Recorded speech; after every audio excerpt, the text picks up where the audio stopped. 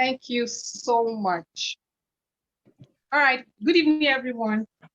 Like you already know, my name is Sydney. Thank you so much, everyone, for coming.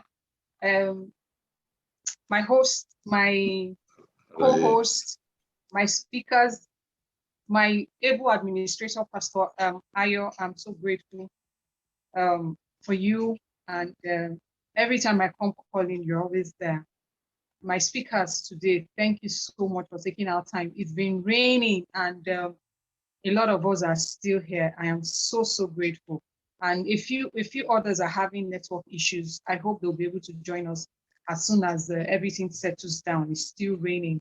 So quickly, we're starting off. We'll continue from where we stopped the last time. The last time we talked extensively about elections and the need for us to participate. And the emphasis was, if something as important as election that determines our welfare, considering how far we have fared in the past 7 years, why then do we leave such things to the hands of people whom we know from the very start do not really have the capacity to do these things? We just allow them because we feel that, they are the ones who can rough it. So why do we allow it? And another perspective was brought in by Mr.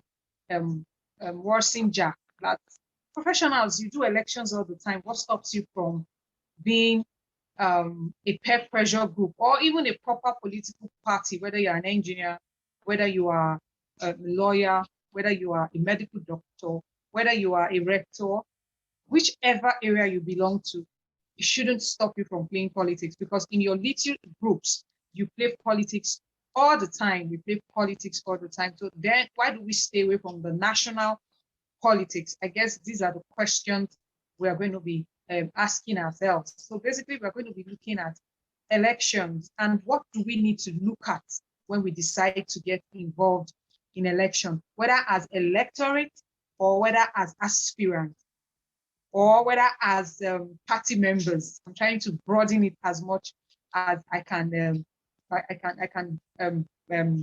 Make it wide enough to encompass every one of us. We are all political beings. We know that in our homes, even as children, we play politics. As peers, age group, we play politics. As students, we play politics. Why then do we really from time to time shy away from national politics? So I have with me again Nimi Walson-jack is going to be is one of the speakers, and I'd like to welcome you, sir. Thank you very much. Welcome on board. You're welcome. Mr. K is here. Mr. Kazim, I'd like to also welcome you. He was a candidate, but he had to step down for another candidate. We're going to be listening to his story, what informed him to join politics, why a lot of us, I use us because I'm not actively involved, even though I'm a card-carrying member, but over time, I have not been so involved. So why some of us are shying away, we have a lot of people going into it. So Mr. Kazim is going to be sharing a bit of his story, and other people are meant to be here. I'm going to quickly make Mr. Kazim, okay, he's already, Mr. Kazim, you're welcome, but I need to unmute to make him a host so that I can easily unmute himself.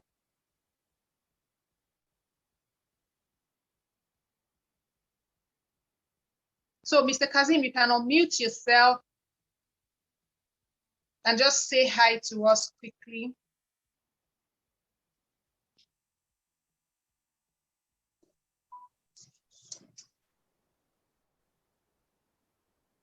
Are you unmuted? Yeah. Okay, sir. You can unmute yourself now. So you're welcome, Mr. Thank you very much. Thank you very much. I call you honorable. No, my name is Kazim, please. All right. So you're welcome. I'm still expecting my other speakers. I also quickly want to thank everyone who is here. I was just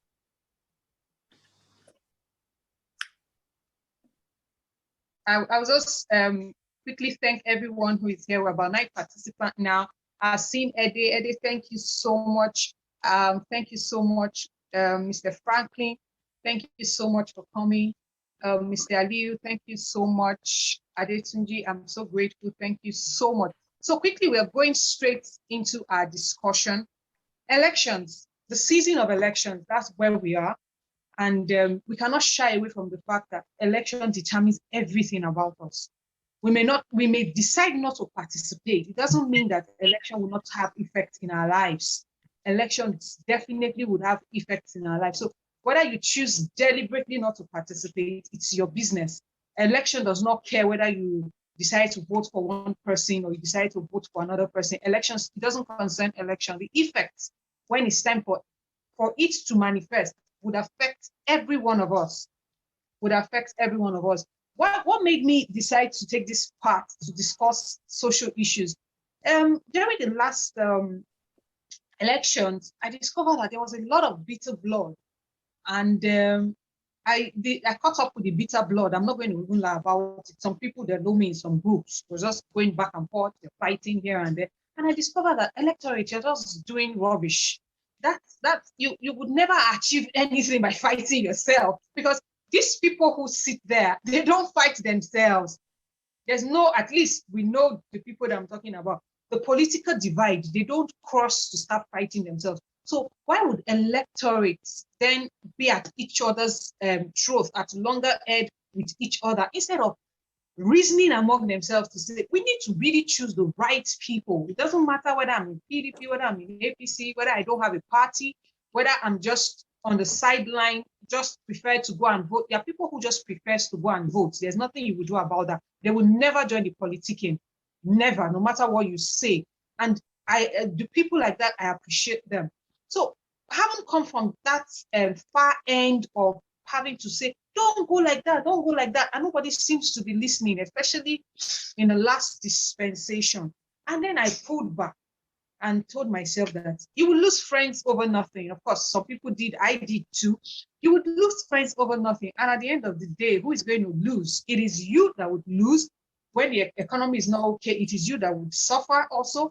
So why don't we find a way of having these conversations amongst ourselves, rather being at the extreme ends of not wanting to talk about it? So I like the fact that we're having this conversation. And I like the fact that a lot of people also took the clue. At this time, people are not really fighting themselves. Unlike last elections, people fought themselves. Friends became enemies became even worse enemies. It was just so bad. So rather than do that, I thought having a conversation would make more sense to everybody. And I really want to thank everyone who is here today. We have PDP people, we have people who have been candidates and aspirants in other parties. We have APC. So, and we have normal Nigerians, and we have disgruntled Nigerians too, who just say, I am not longer interested in this thing. I don't care. We just have Nigerians who their sole interest now is, let me just shall leave. And when I leave, I will tear is it not green passport to call it? I tear my green passport, and that will just be it. But that it doesn't just really end like that. If, for instance, you leave, are you going to carry your grandmother? If your grandmother is alive, if your mother is alive, if your parents, they are all alive, are you going to pack everybody? Your siblings, are you going to take everyone? I don't think your uncles, your friends who can't go. So we are too intertwined to just say that I will just walk away. So the best we can do for ourselves is to begin to have these conversations. I had to target conversations. We need to have these useful conversations. Elections affect us. So if it affects us, why don't we begin to find a way to participate in this election? So I'm going to first of all bring in Mr. Kazim. He's my colleague. He was my colleague at school. We're still colleagues. He's a lawyer also, and he's a young man. It's so interesting, and I hope I can bring in even more younger people so that we know that this thing is possible. It will be difficult, but it is possible. So by way of introduction, sir, would like you to just quickly tell us a little bit about yourself and how you got involved in politics. Then after that, we'll go straight to our today's discussion, which is basically politics and the things, elections and the things that you need to look for when you need to vote. We need to begin to have those conversations. So, Mr. Kazim, over to you. Thank you. All right, thank you very much, my dear sister Etoa. My name is Kazim. I'm a lawyer, legal practitioner. I'm based in Lagos, and I also practice here in Lagos. And yes, I'm married and I have children. I ventured into politics because I feel Nigeria as a country is getting a lot of negative vibes from in and out of the country. When you travel out, when you come back to Nigeria, you feel so sorry for the country. And with my little experience being around the world, I feel that there's much for us as an individual to do, collectively and individually, to help the country. Because as a person, I never wanted to be a politician. And I also think that politicians they're not human, because you hear this adage that politics is a dirty game. But at the end of the day, the country is sinking. Every day it's getting bad and it's getting worse. I said, okay, if we as educated fellows and we have little resources and finance that we can cater for ourselves and our family, why can't we just venture into this process and even see what's happening there? That's why I said, okay, let me just come out and serve my people. And that's the only reason I'm in the game, nothing more. Okay, sir, thank you so much for that very straight to point updates. So we would like to also hear a little bit about you, because after now we may not have that conversation again. We'd like to just know a little bit about the challenges you have faced so far. It's been a smooth ride, I guess, or what are the challenges? What are the hurdles? And would you say that? Okay, the challenges in the politics, just you mean? Hold on a bit, sir. Would you say that people who shy away from it just shy away because they don't want to be involved in politics, or there's something that really make people stay away from it? Thank you. Yes, people shy away. Like I said earlier, I said because I didn't want to be a politician before, but because of the way people see politicians. And I also think that why people shy away from politics is because of the politics is dirty, if I may say. Sorry to say, it's a dirty game, but we cannot completely say, okay, because it's dirty, we will not come and see what's happening, how to flush the bad eggs inside, because the bad eggs inside are made it dirty. So if we continue to fold our arms and say, okay, because politics is dirty, we don't want to get involved, that means we have also taken the path to be ruled by people that are dirty. So why can't we take the bold step and come out and say, okay, no, I know this game is dirty, but I just want to play my part and satisfy my conscience. And that's why I can tell you for free that I'm very satisfied that I came into this race, into my aspiration as a contesting for the post of position of the House of Representatives, representing 3 local governments in my state, Edo State. And at the end of the day, what my experiences has made me stronger today, because at the end of the day, I had to withdraw for a candidate that was coming out from Senate, from my local government. That was what jettisoned my own aspiration, because though it's unwritten, but when you are aspiring for a political position, if other people are interested and maybe a major office, political office, comes from your local government, they will talk to you to step down for that person to go. In my case, Comrade Adams Oshomole, the former governor of my state, is going for Senate. I will happen to come from the same local government. So they say, you know what, young man, just relax. The Senate and the House of Reps cannot come from one local government, although it's not written anywhere, but just for other local governments to have that sense of belonging and sharing and equity. So let the House of Representatives go to another local government, which is Esako East. I'm from Esako West. We have 3 local governments in my own case. So that's why I withdrew from the race to support the man that was going for the Senate. Then the challenges we have is that, yes, coming in new, I faced so many challenges in terms of finance.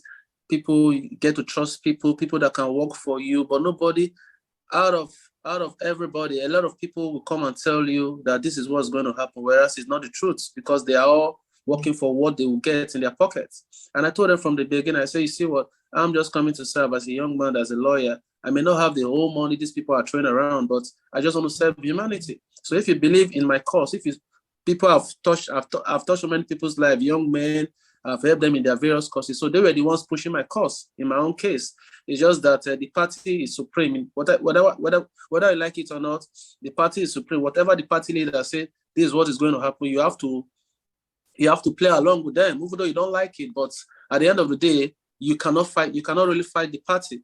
So that was what happened in my own case. I had to withdraw from the race to support the party. All right. Thank you so much. Thank you so much, Kazim. Thank you for this very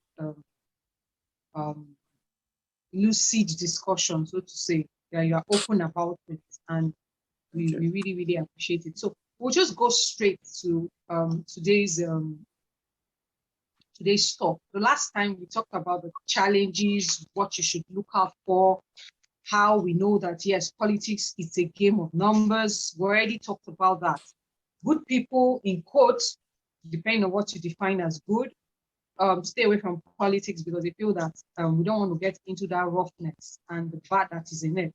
But if we decide to go into it fully, for instance, let's say, like I say, the politicians, they are never more than us. That's why we're having this discussion. They are not more than us, because if they were more than us, they wouldn't even need our votes. They'll just vote for themselves. But because we are more, so they need us. So we need to begin to look at that aspect. We need to begin to place ourselves in the pedestal that of knowing that we are important. Citizens who do not vote are the ones who elect bad leaders. We have said that severally. So we need to begin to see ourselves as very important person who have a responsibility, who have the responsibility, not even the responsibility of determining those who would lead them. So today we're looking at this very insightful part of it. What should you look out for in aspirants? Yes, aspirants, most parties have chosen. Some of them have concluded even on who their vice presidency would be. Then the House of Rep, most of them have chosen the people who are going to be there. This discussion may not be for now. Of course, part of it will be for now, but we still have a lot of things to do in future. We're still going to have lots of elections. By 2027, we're having another election again, another election cycle. So this conversation is important, and we're going to keep talking about it. So what should we look out for in aspirants? What should we be looking out for in aspirants? People have been chosen. Unfortunately, during this season, a lot of us discovered that there was something they call the delegate system that pick our leaders for us. So you just go there to vote the people that they have handpicked, so to say, or the people who have mustered enough strength to sort them out. But gratefully, in this season, Nigerians are talking about the delegate system. Everybody is really getting involved, wanting to know what is it that transpires in all these parties. So we saw a situation where an Obi could not stay, he moved to another party. And we saw a situation where those who could not really muster it pulled out. And then the delegate system is under a lot of attack. I like it. So if we keep having these conversations that we are having, it will get to straighten out a lot of things in our politics. So today we're looking at what should we be looking at in aspirant. The last time we talked about identifying your political interest. Even if you do not want to be part of any political interest, any political party, you should decide to vote because it is your right. So we're going to be going straight to Ms. Nimi Walson-jack. What should we be looking out for in our political aspirants? It may not just be something that we can achieve now, but the conversation is ongoing. So whilst we are having this continued conversation, at this point in time, what should we be looking at in our aspirants, the aspirants that have been chosen for us by the delegate system? Thank you, sir. Please, you can unmute yourself. Thank you very much. Good evening once more and welcome. My name is Nimi Walson-jack. I think if you were on board last time, I said I had been in politics for at least 31 years. So some of the things I say now are a function of application, practical examples of participation, and then party administration and the rest of them. But I would like us to just clear a few things.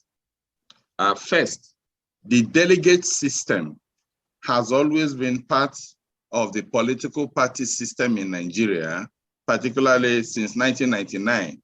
However, it has not been part of the Electoral Act. So each political party has for a long time determined which of their members should participate in selecting the different candidates at the different levels. So you have a situation where they provide in the party constitutions that former governors and serving governors, former elected members and serving elected members, and then they used to have 5 representatives from the local governments. Now, the difference is that this time around, members of the National Assembly carried what should have been the responsibilities of political parties and inserted into the law. And they messed up the whole delegate system, because in the process, they forgot to include themselves. Because under their political parties, members of the National Assembly were delegates. Now, in the law made by the members of the National Assembly, they were not included. And then they turned around and tried to force the hand of the president to sign an amendment bill which the president refused to sign. That's the first part of it. K,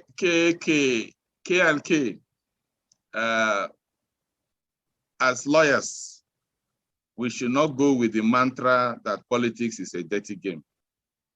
That is not true. That is one lie that the political class sold to all of us. If politics is a dirty game, they are still going there every day. And then at the end of it, they give thanks to Allah and to the Almighty God for allowing them to triumph in a dirty game. It is not politics. There's nothing wrong with politics. Politics is like the law, like any other profession.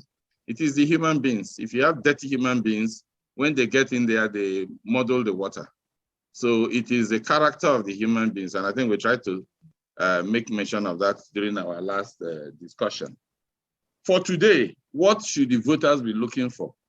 Voters have already gotten off on the wrong footing in this election and in previous elections.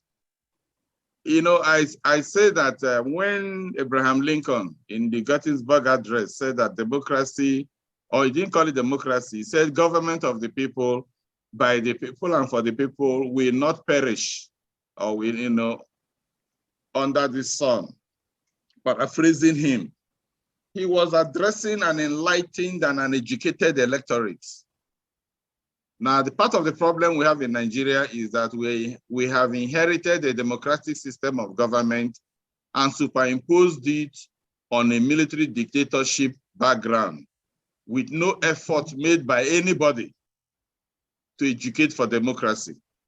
The few who are educating for democracy don't have the resources and can't reach many people. So millions of Nigerians have a totally wrong idea of what democracy is. And they think that democracy delivers on its own. And I tell us today that democracy does not promise anything. Whatever you get out of democracy is what we put into it that we'll get out of it. It's like the computer, garbage in, garbage out. So the electorate must stop the habit of even judging before they hear the facts or before they read the facts. Many Nigerians don't know what the Electoral Act provides. Haven't read the Constitution. They will tell you they are not lawyers. Lawyers only read the Constitution when they have cases to do. We don't read manifestos of political parties. It is the political parties that have leverage on the candidates. Then you will look at the quality of the candidates. So our first responsibility is to read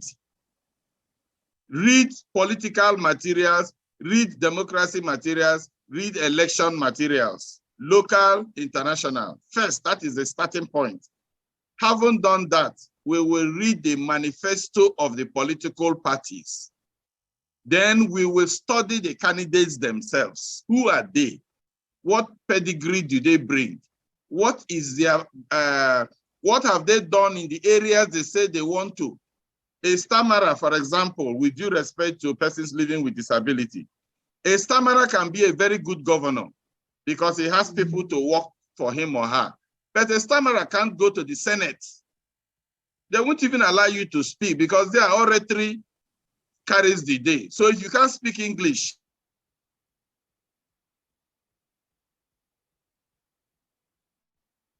Sir, you're muted. sorry. All right. I'm sorry. Yeah. So it is my responsibility as a voter to study the party manifesto and the candidates themselves. In studying the candidates, you would then ask yourself, is this candidate competent? Competent, a combination of knowledge and skill, ability to do. That's what gives you competence. So do you know it? Do you even have the potential, the capacity to acquire knowledge? Yes, you can. Then will you be able to do? That is the next one. You can have all the knowledge and you can do.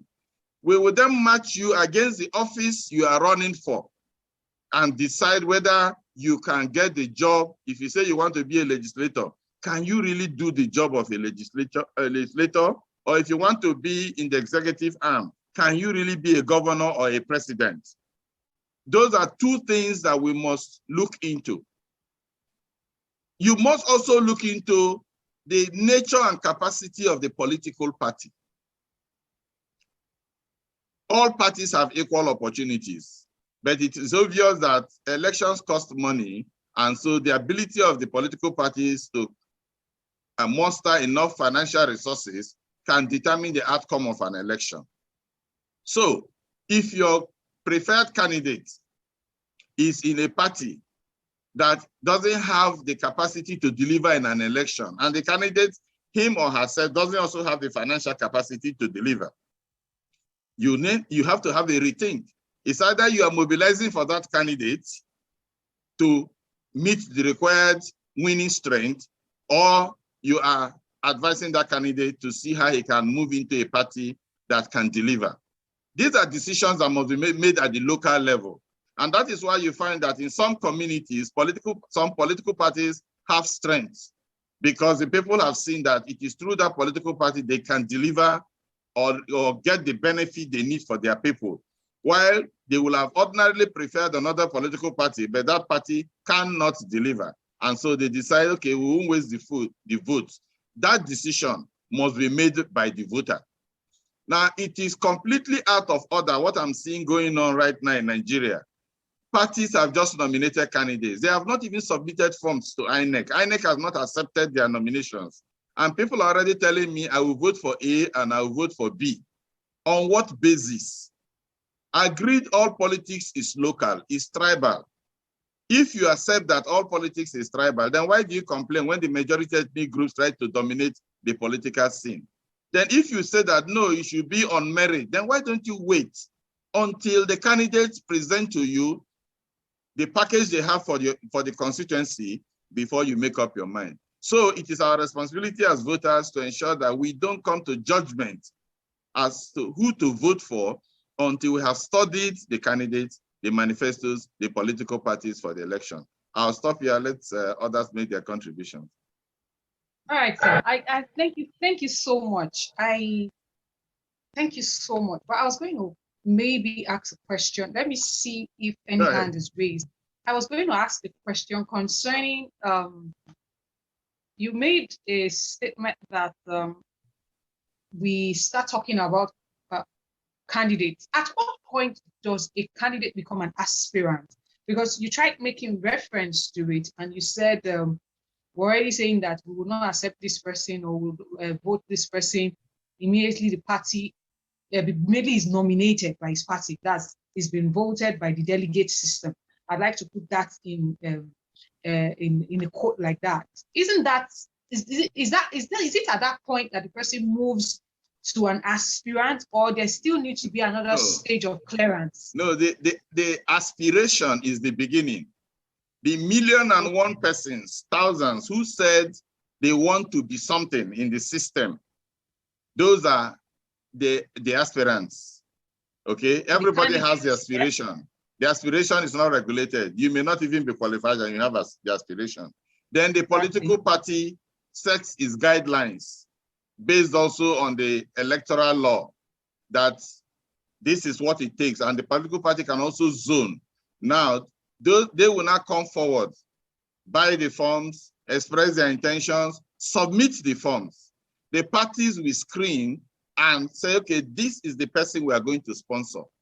Actually, that is a transition, but in everyday layman's language, we say that they, at that point, they have become candidates. But the truth of the matter is that they become candidates when their names are submitted to INEC. And INEC publishes those names as the candidates to be sponsored by the political parties. That's when they are. So aspiration, aspirants, then chosen by the parties, candidates. Yeah. Candidation. Okay. All right. Thank you so much, sir. Thank you so much. We're going to come back to you. Let me quickly introduce my other speakers. They are here already. I'd like to welcome Mr. Odiase. He was not here when I said during the last elections, two elections, you had people going back and forth with blow amongst themselves, people losing friends and all that.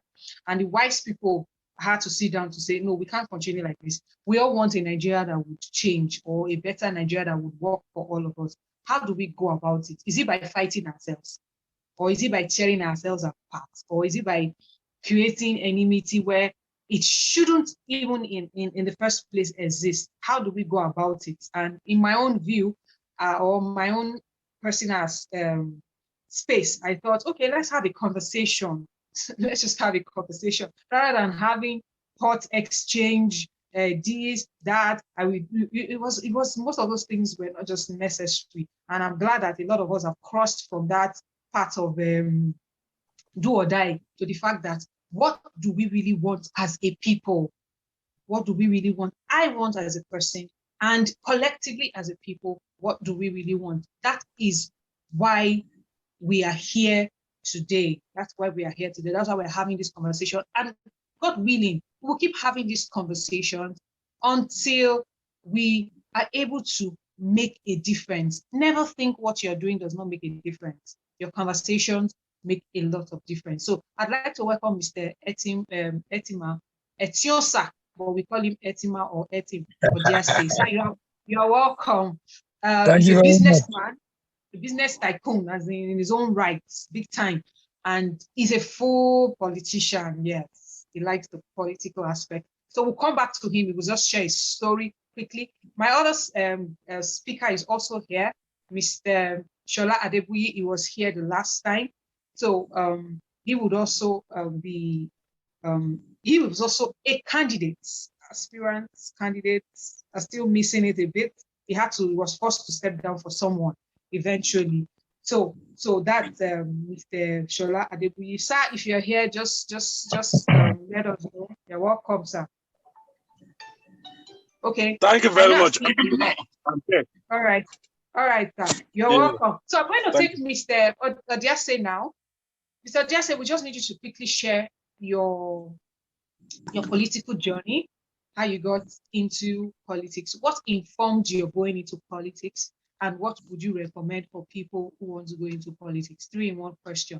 What informed you going into politics? Those who are interested in politics, what would you recommend for them? And what challenges have you faced even as a politician? Thank you so much. Thank you very much. First of all, I want to say sorry for coming in late. I've been trying to log in, like we discussed, 15 minutes to the program. Due to the rainfall, network has been disturbing. I have to actually come into the car for me to be able to get this reception so I can log in. So I didn't want to be the distraction. And I hope you all find it very, very easy to accept my my coming in late. Well, I doubled into. When I relocated to Nigeria,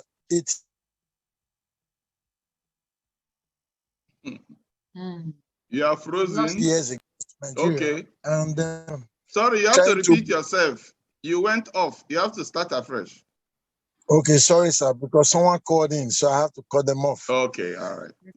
Okay, so when I relocated to Nigeria 8 years ago, myself and my wife and my own very secondary school mates like Itohan, Iroro, and every other ones, And I needed to bring something that would develop the community and my local government as well.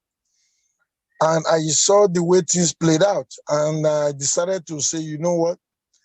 If we can give up 50% of what we're trying to bring in, which was cassava processing, why can't I just, like my wife suggested, why can't you try to make this through the executive power by contesting for local government chairman?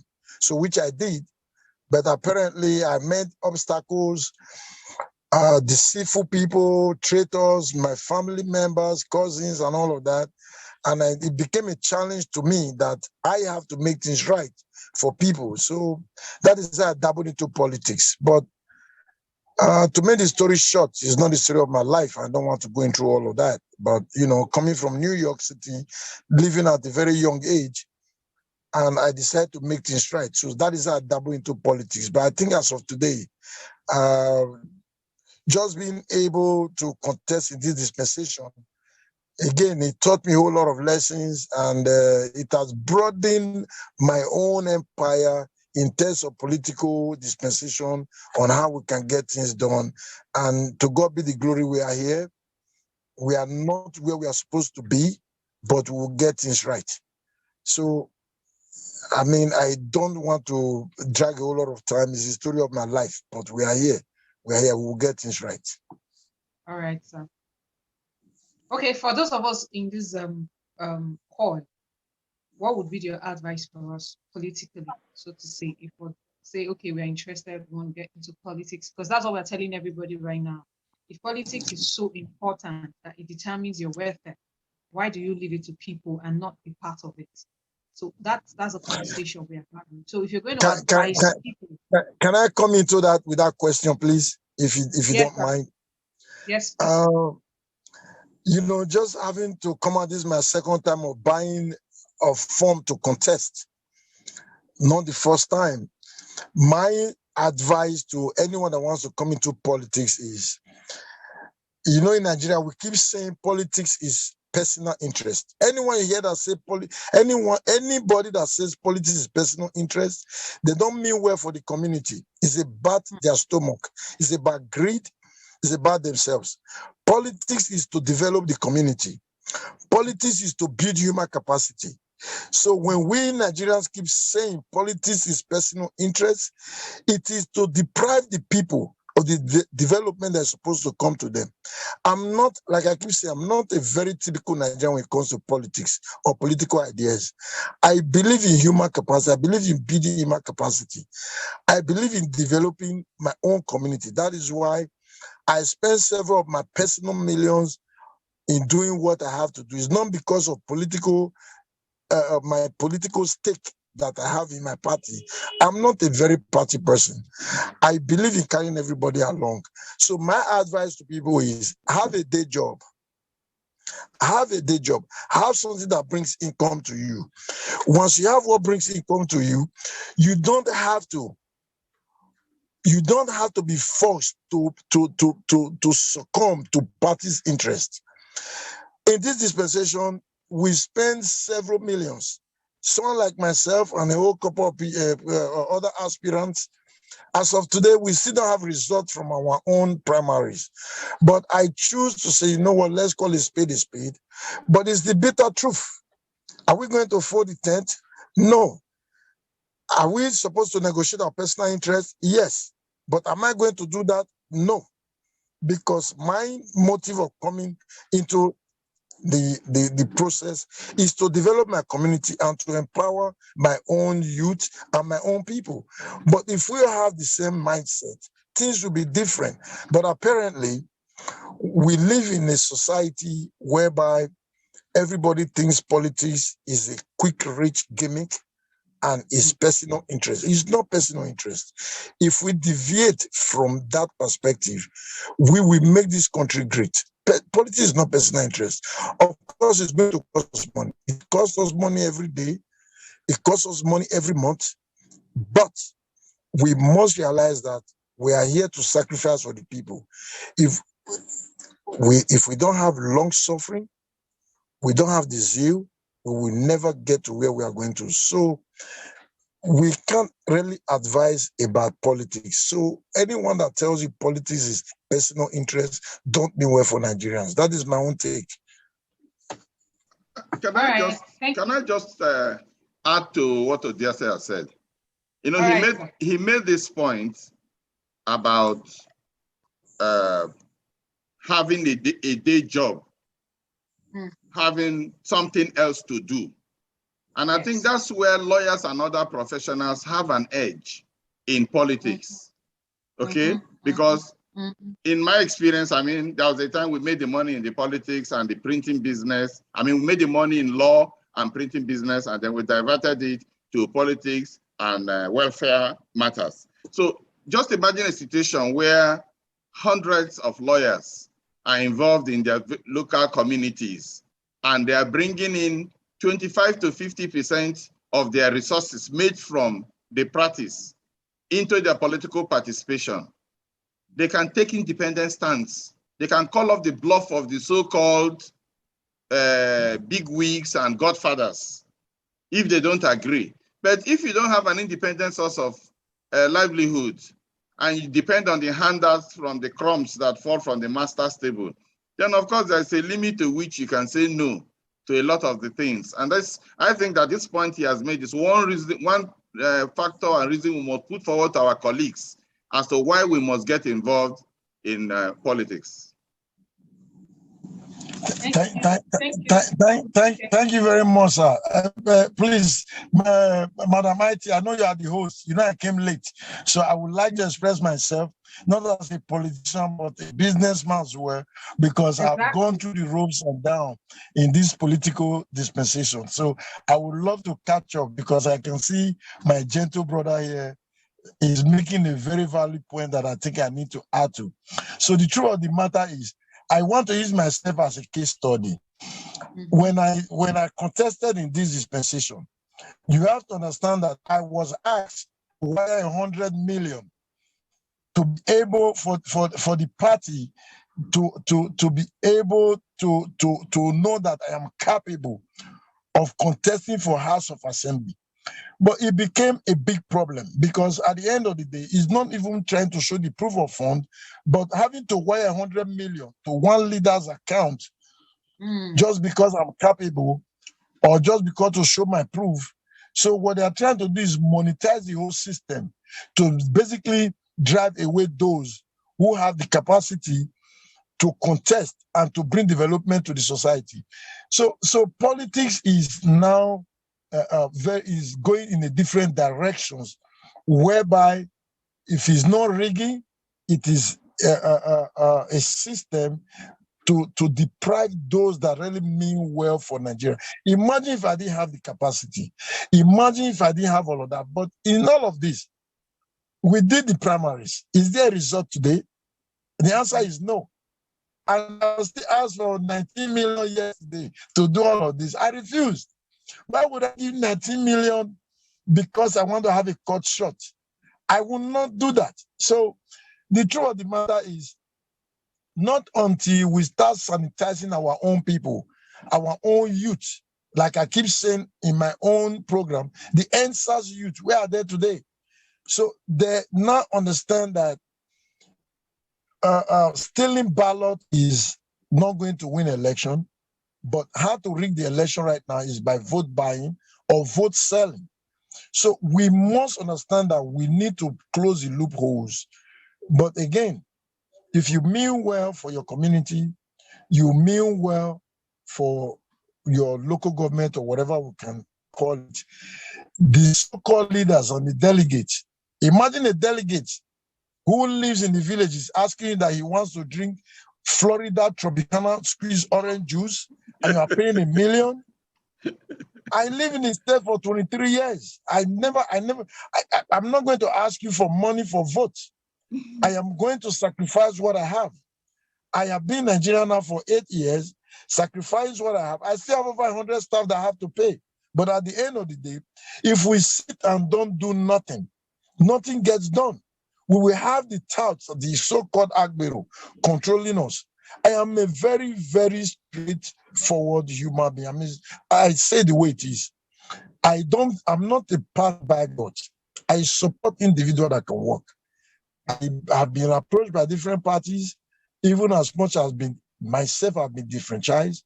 It's not about spending for parties. I empower parties.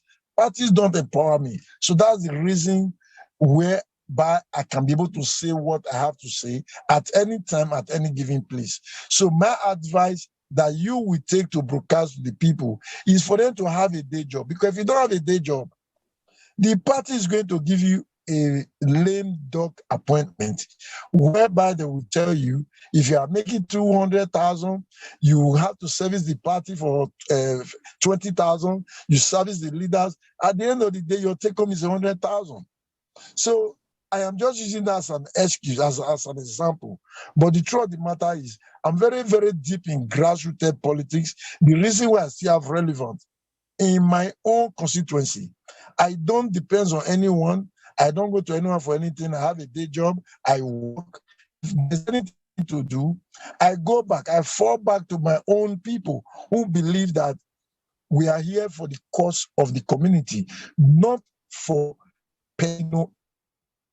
If we get rid of that person, we will not get to where we are going. That is my own take in this whole dispensation. All right, thank you so much. Thank you so much. I still believe that if we go in mass, like was Mr. Jack was saying, and you have your day job, you go in mass, not 1-1 now like we are doing.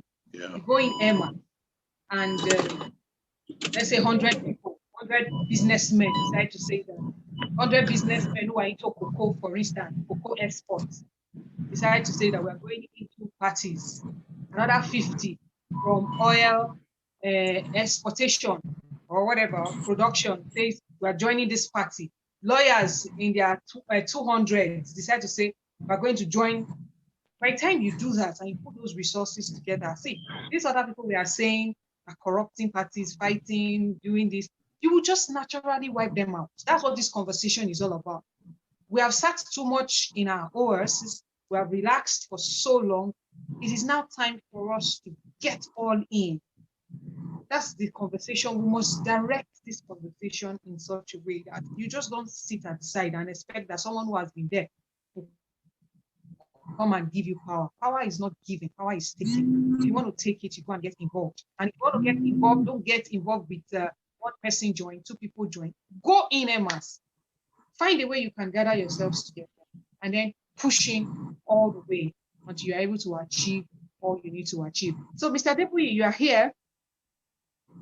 We need you to quickly tell us about what we should look out for in candidates. So to say, they've past aspirants now.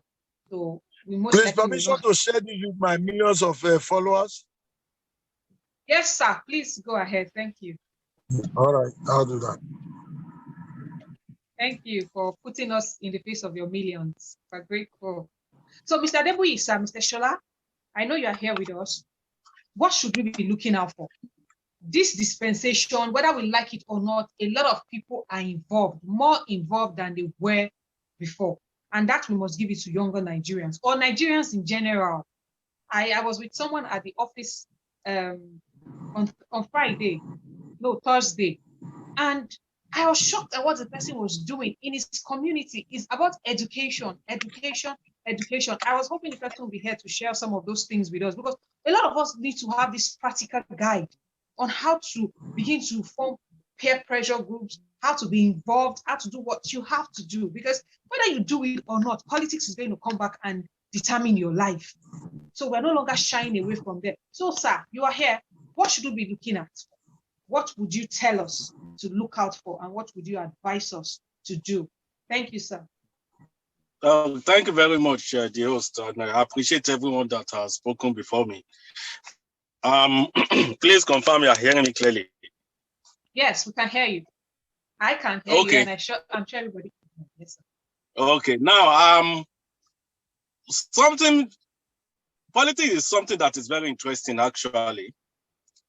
is interesting because it makes you smart and it makes you think, being proactive in whatever you do.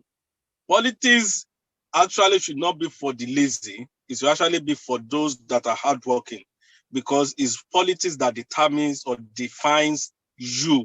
When I say you as a person, you as a nation, you as a tribe, you as anything you want to call it. And unfortunately, a lot of people are scared of politics because of the way politics have been painted, and by a lot of people calling it, what's it called? Is a dirty game. Yes, if you see it as dirty, it will be dirty. If you want to make it clean, it will be clean.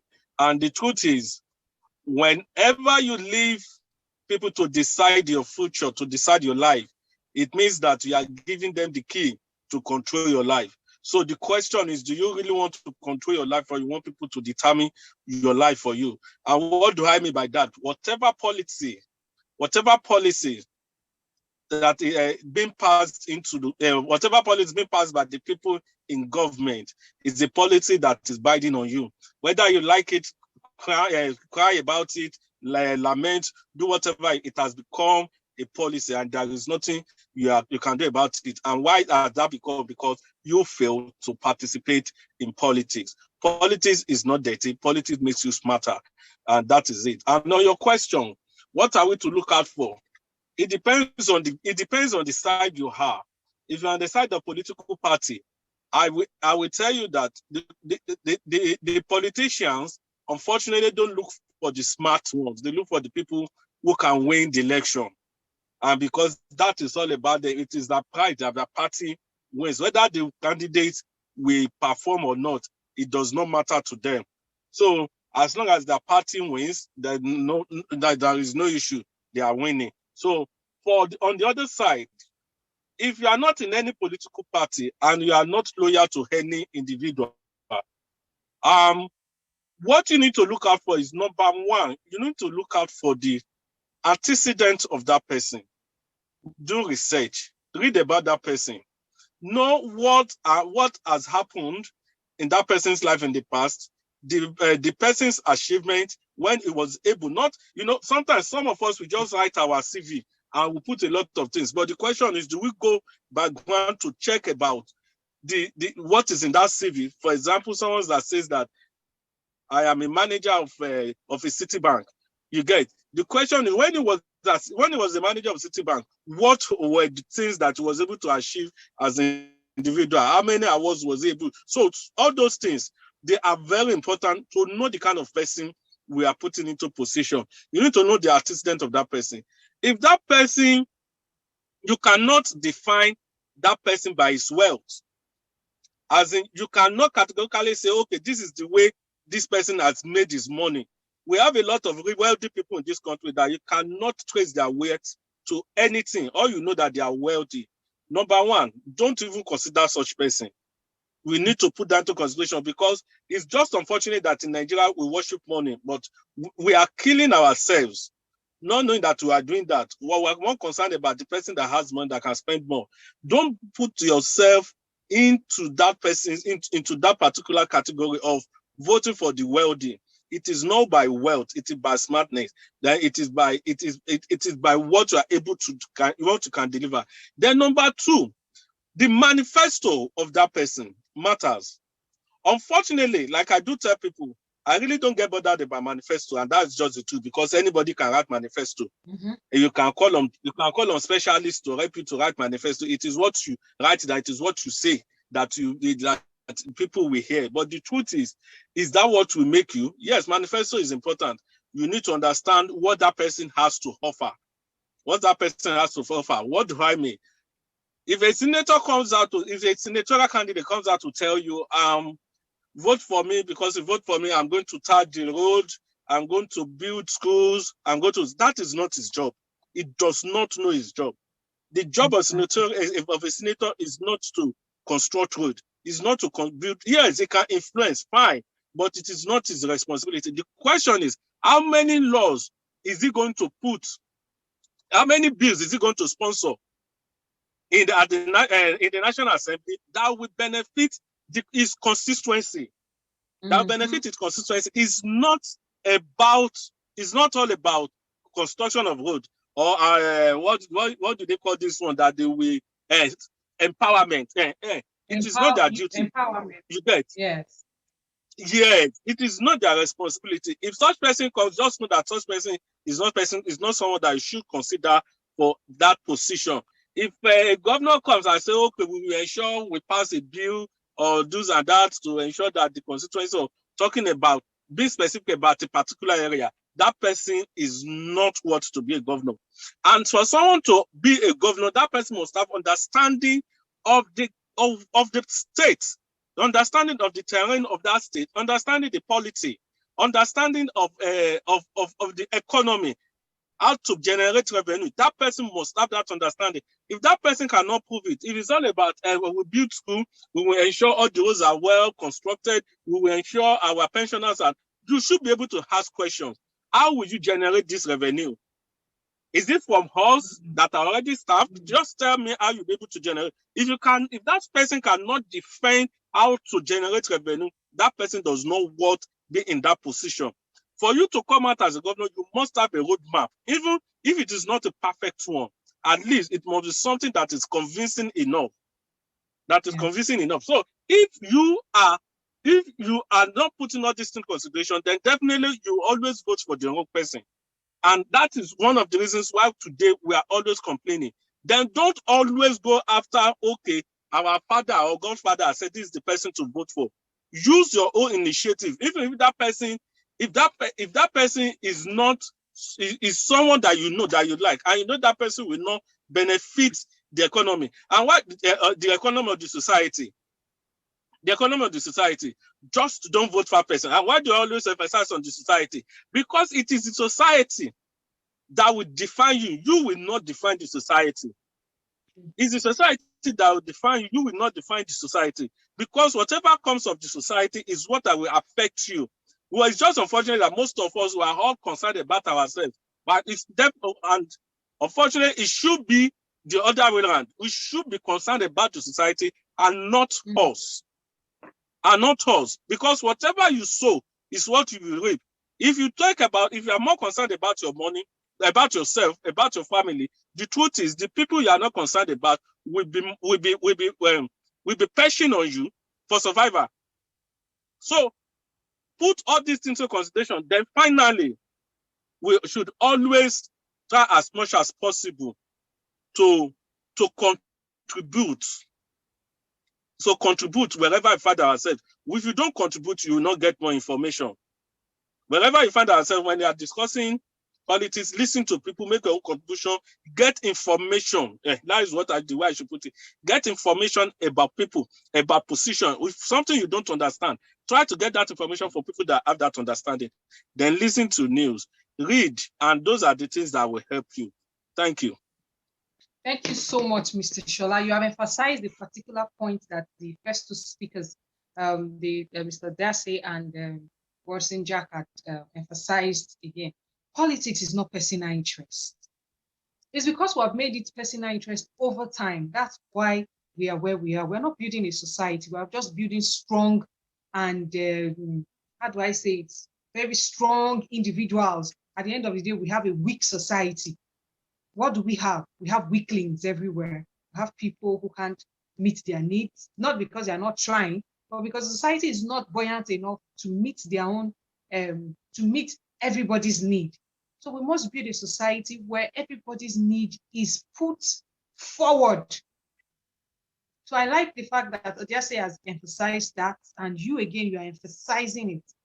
Personal interest is the reason why we have the politics that we have today. Mr. K, where do we go from here? Hello, Mr. K. Hello, Mr. Kazim. All right, Mr. Odiase, back to you now. We are here now. Talk about politics. Are you back? Mr. K, can you hear me? Can people hear me? We can hear you. All right, Mr. K, can you hear me? K. All right, sir. Please, we are here now. So what would you advise us to do? We already know that politics is no personal interest.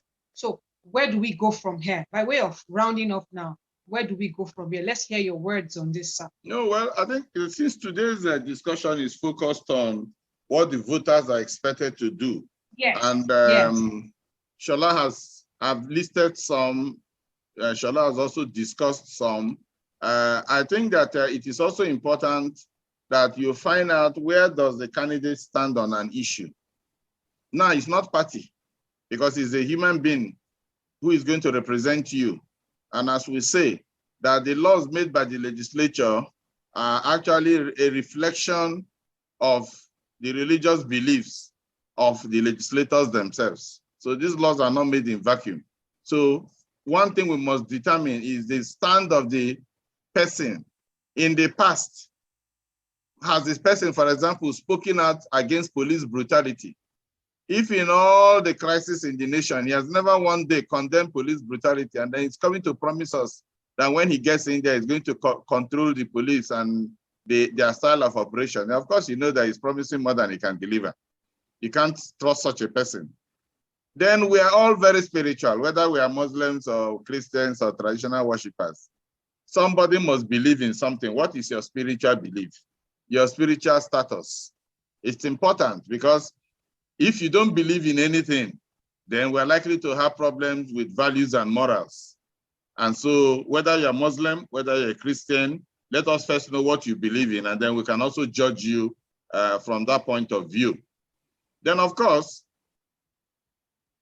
we have to attend for candidates who live in cities where town hall meetings will be held, governorship briefings and debates. You know, in the days of Chief Awolowo, Nnamdi Azikiwe, we were very young. But one thing we still remember is that when those men came on campaigns, it's not the campaign of today where they just go dance and eat. This Awolowo and co will come with boxes of documents to big meetings, explaining to the audience their economic policies, their housing, how they're going to build mass housing and the rest of it. But today, nobody's explaining anything. So it is the responsibility of the voter to ask questions. After all the dancing and the rest of it, use the power of the social media and ask the candidates what they intend to do if they are in the executive arm. Ask them questions that are related to the executive arm. If they are going for the legislature, you ask them questions that, you know, are for the legislature. Then, of course, most important of all is that on election day, you must show up to vote without prejudice to the provocation, the fears, the so-called insecurity, and the rest of it. As long as INEC officials can get to a polling station, your polling station, you have a duty to turn up to vote, and you must vote intelligently.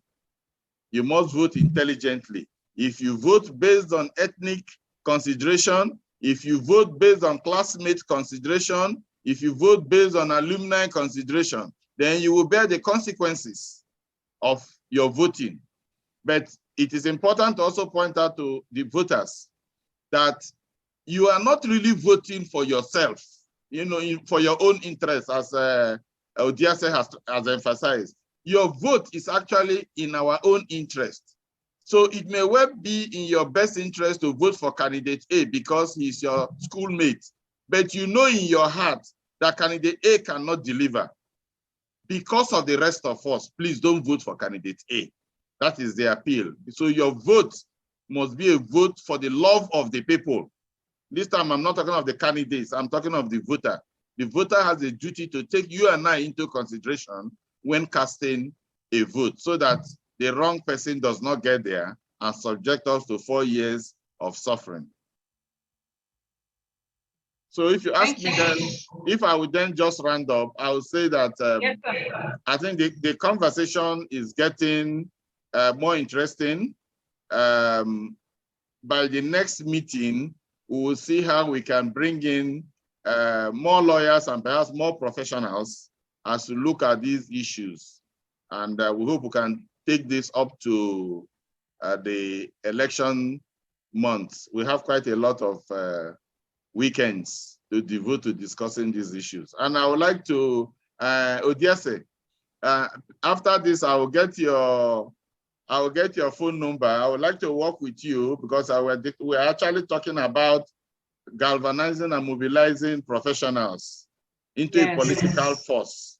And I think people like you who have contested at that level and can navigate the process should be able to come and talk to the rest of us in order to at least motivate us to get involved. All right, thank you, Mr. Jackson. Mr. Jackson, you have your offer there. Of course, we're going to bring you in anyway. Sake is already part of it, whether I like it or not. Okay, Madam Madi is here.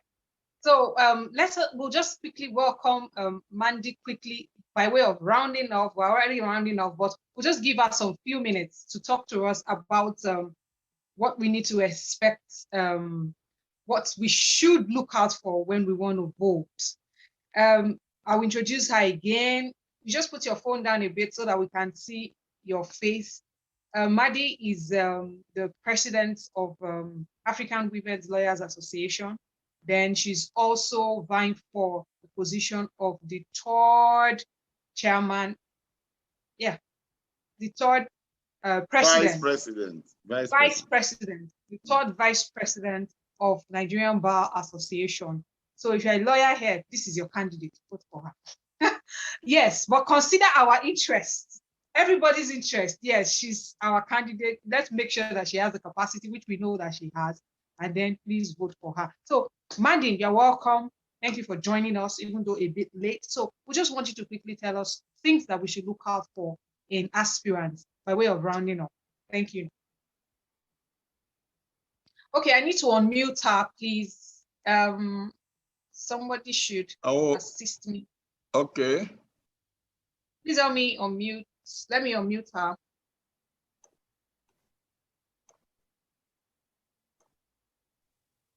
Okay, my you're a co-host. Hello, everyone. Good evening. Can you hear me now? Yeah, we can hear you. Good evening. Welcome. Okay. I must say, thank you. A big thank you to my learned senior and our guy in office and the VP Emeritus, and then to the host and all the contributors. Thank you so much for coming. Yes, elections and you. What to expect from the aspirants? I must say, let's look for people with integrity, people who have passion to serve, people who will deliver, people that have antecedents. You understand? Antecedents, people that are not corrupt. Corruption is something that we all know has eaten deep to the fabric of society. So we need to watch out for stuff like this. And like I said at the last meeting, let's not sell our birthright. The minute you start collecting whatever they give to us to influence our votes, then we have sold our conscience. Let's try to avoid that. By every means possible. Let's also look at people that will really deliver. And as people that will deliver, we really need to look at what they have done in the past. I use the word antecedents. Let me break it down. What have they done for the society where they have been? What is it they have done over the years? Not when it's just a few weeks to election. They come up telling you good things about themselves. What have they done over the years? Look back to history. What have they done in their communities? What have they done for people around them? How have they influenced society? You know, that really counts. For me, it counts a lot because in leadership, we have seen them all. You know, some people just come when they want power, they go give money, do everything, you know, you know, just fast, get it done and just get the votes. And then, you know, and I use the word, they have done that just to get your votes. I mean, they get your votes to get their money back. We should avoid that by all means. And then voters, please, I beg you, do not joke with your votes. You have to be there. You cast your vote, you have to also stand to ensure that your votes count. You understand? So we really need to go the extra mile as citizens of this country to ensure that we don't go back to our vomit. Enough is enough. We really need to take our destinies in our own hands. the way the country is going, if we don't have a change of attitude, I always say you can't keep doing, saying same way and expect a different results. You have to change your ways for you to get different results. So for us to get good results, we have to change our ways and do things better so we can get good results. Thank you, Sergeant Boy. Thank you so much. Thank you. Thank you so much for taking out time out of your busy schedule. I know you are very busy at this time. Uh, Thank you. So, Mr. Diate, over to you Yes. quickly. So what I mean, I want to say this is very productive. The truth of the matter is, you know, we are seeing it. There's a paradox. I haven't had the opportunity to work for two of the greatest mayors from New York City, Rudy Giuliani, Mayor Bloomberg, and I happen to be the younger brother to the commissioner for procurement for New York City. We who will be on this show in your next segment, and I will be happy to bring along my uncle, who is the president of African Bar Association, Dr. Barrister Hannibal Waifu. I think good governance, we might say all of this. We might think of how we can educate the voters, but the truth of the matter is, before we present a candidate, we have to make sure that they have human empathy. If you bring anyone without human empathy, it will be about their personal interest. It's a bitter truth. We must say it. Everybody can bring manifestos, can preach good governance, can tell you how they are going to do S and Z. We are talking about antecedent. I can be a very good pretentious person and start doing all of the things that I am doing all of that, taking care of my charities, doing what. But at the end, it is the goal. But when you have human empathy to say, you know what, I don't think this is good for my people. Those are the things we should look out for in candidates. Right now, we have all this dispensation going on. We have different aspirants vying for different positions. And some of us who just came up from this dispensation, we have spent millions, several. But at the end of the day, it probably didn't come in our favor because we are not in alignment with what some of the leaders wanted. So those are the things we have to look at. It is not our past record, but it is about our own innermost of what we have.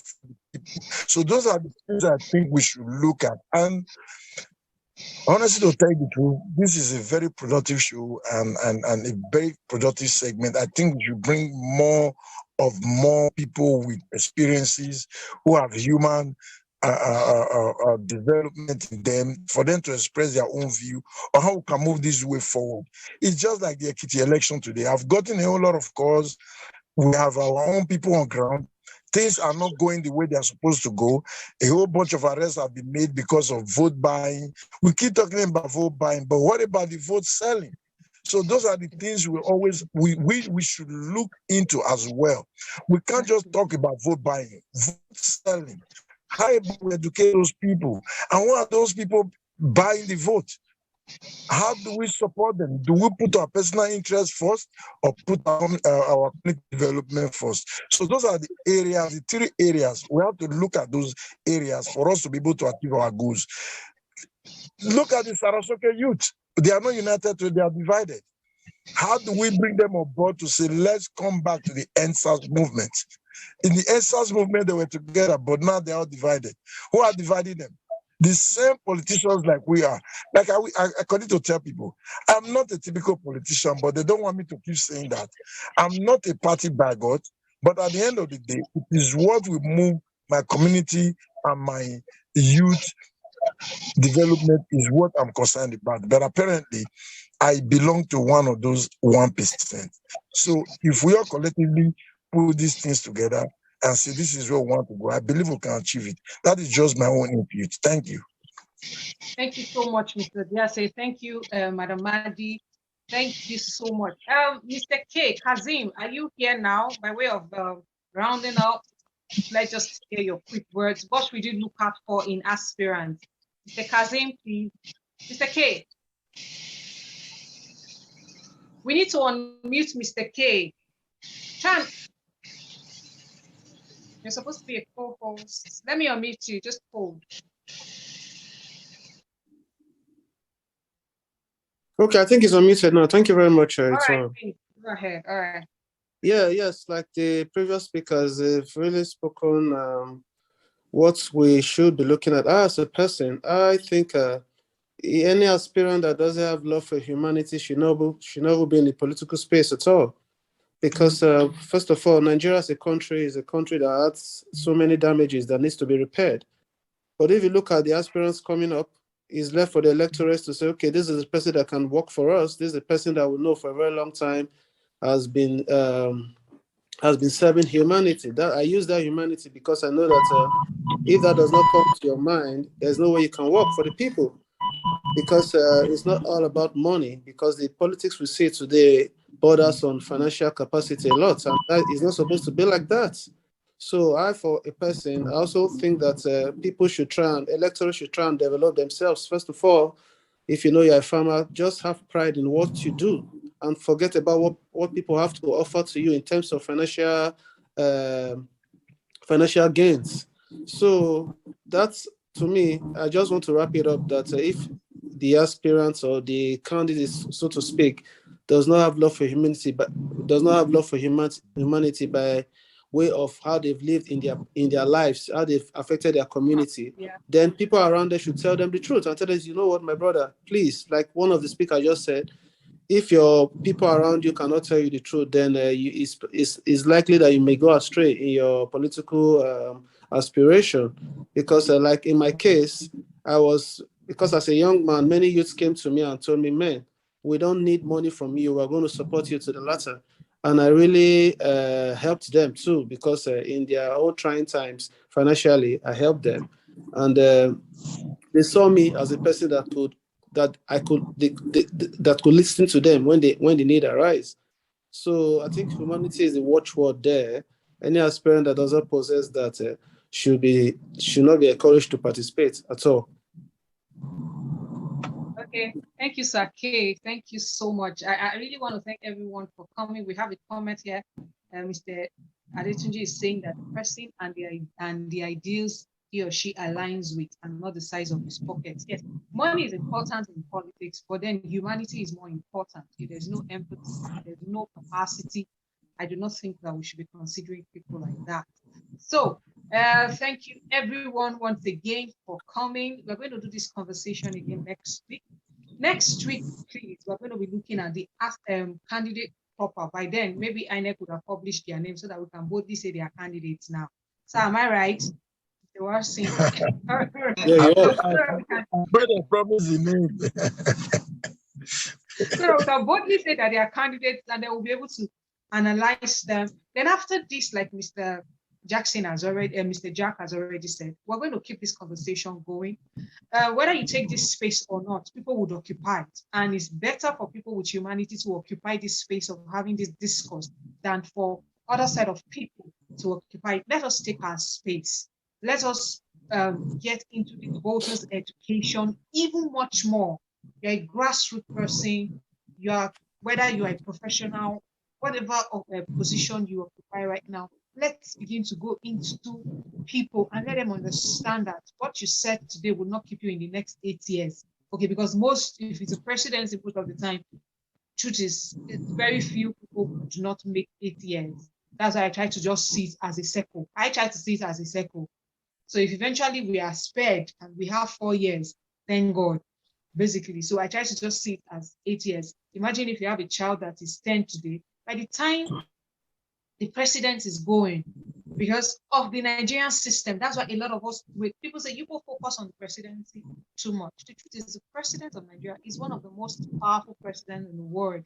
Yeah. If they choose to use their power, they are the most powerful. They can do and undo because we have a weak system in quote. Our systems are not so strong enough. So I do not blame us when we keep focusing on the president, at least until we are able to have proper check and balances and the system is working the way it should work. Maybe we'll focus less on the presidency. So back to what I was saying. So if the person comes in as the president, for instance, in the next 8 years, if you are 12 today, your child is 12 today, your child is going to be 20 by the time the person is going, adult, full adult.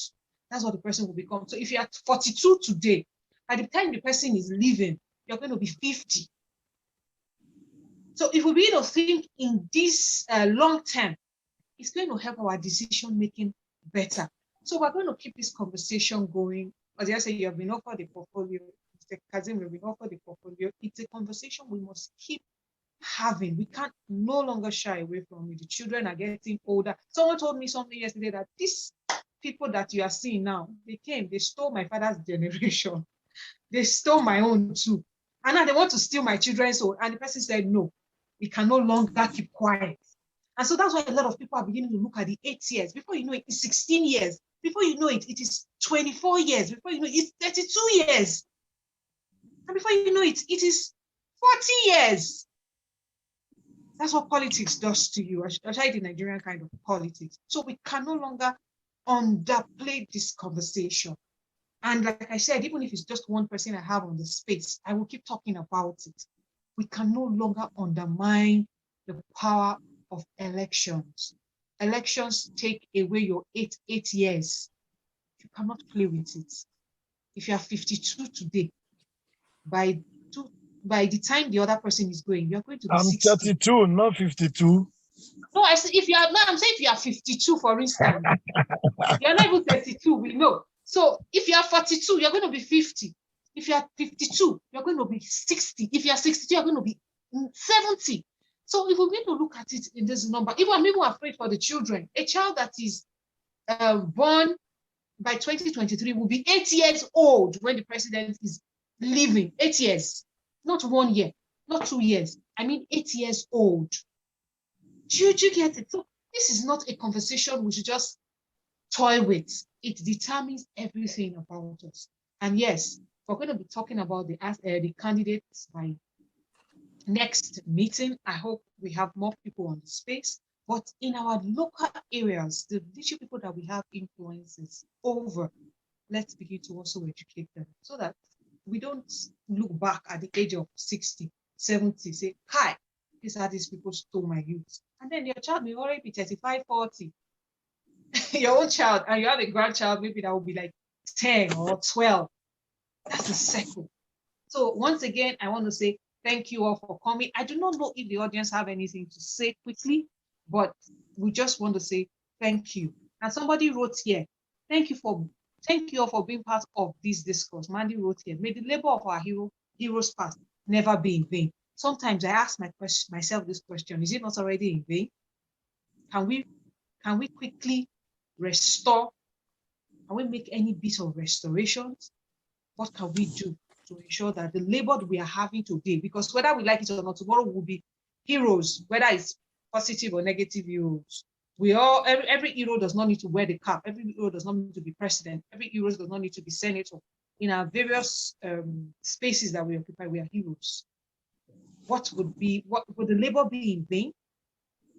In order for it not to be in vain, let's keep up with this continuous voters education. Let's keep up with, I like to use the word politicking. Let's keep being involved in politics.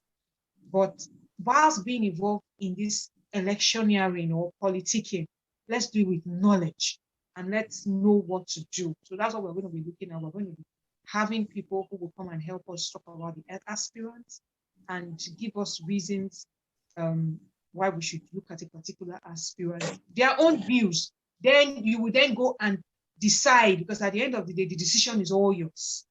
But if I have someone on this space who says, I will not vote, please change your mind and try to do something. Thank you very, very much. Yes, Mr. Jesse, before we shut down. I want to quickly say thank you for the opportunity, and I would love to introduce,